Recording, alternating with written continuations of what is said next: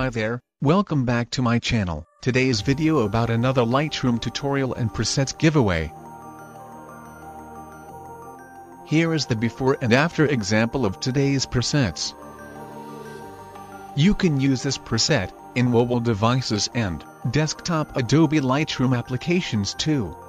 In most cases these presets are one-click magic, but please remember that all presets work differently on every image, and because every image is different, shots in different light etc.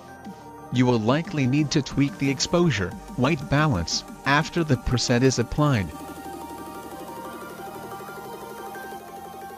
DNG preset is protected by password.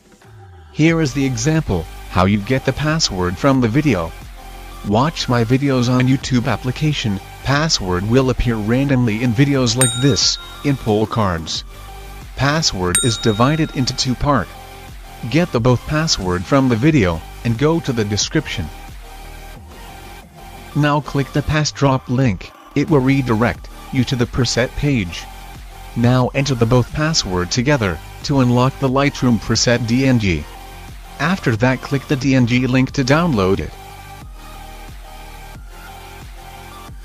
Now click the three dots option, to export the DNG in Lightroom application directly. Now let's begin the tutorial.